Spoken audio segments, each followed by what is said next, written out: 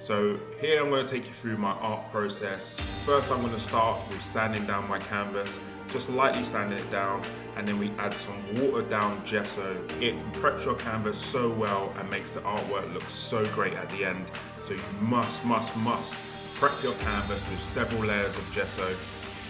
One tip I've learned is I've stopped sketching directly onto my canvases. I've now started sketching on paper. I use my light table to create a stencil of my artwork.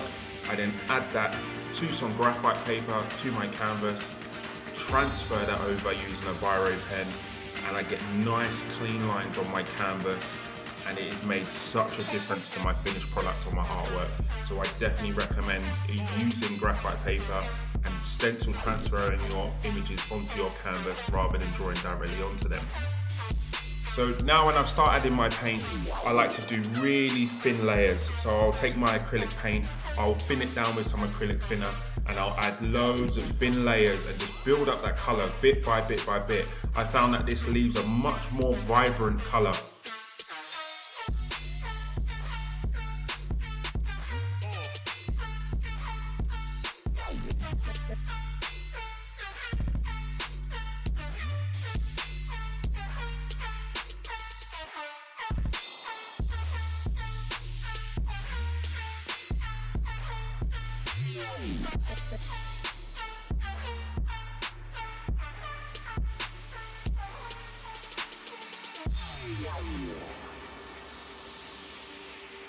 So now I move on to my airbrush. I absolutely love using an airbrush. It allows you to give really thin detail to your piece. I love using it to add highlights and shadows. Also using my stencils to add graphics, to the piece. It gives you so much more control and adds another dimension to adding your paint to your work. Again, giving it texture.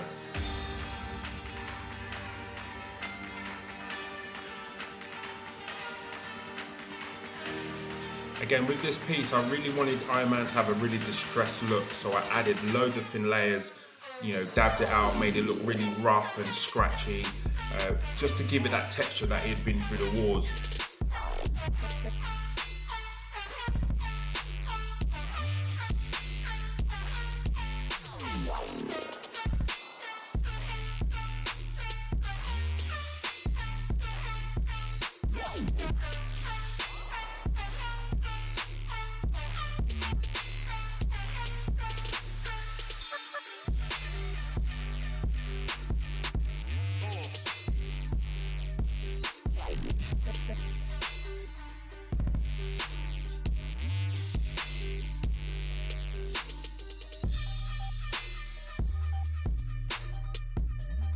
So now I'm taking some 60 grit sandpaper and I'm adding some scuff marks to the paintwork.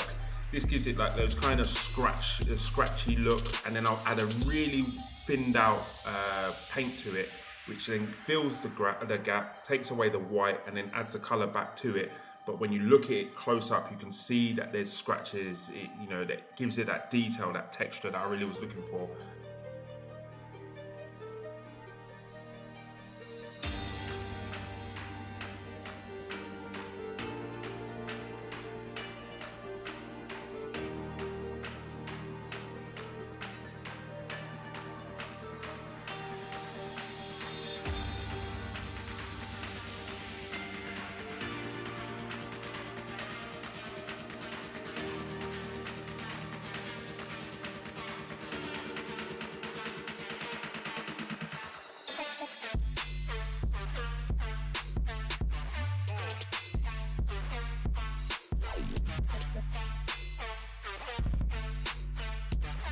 Now comes my favorite part, adding the black lines. This is it. Once you start adding the black lines, the piece really does come together. You can add the detail, you can kind of close in all the gaps, you can neaten up every single line and really make that piece jump off the page and really stand out. Like, I leave the black lines to the very last because it just ties everything together, and it is by far my favorite part of any artwork that I do.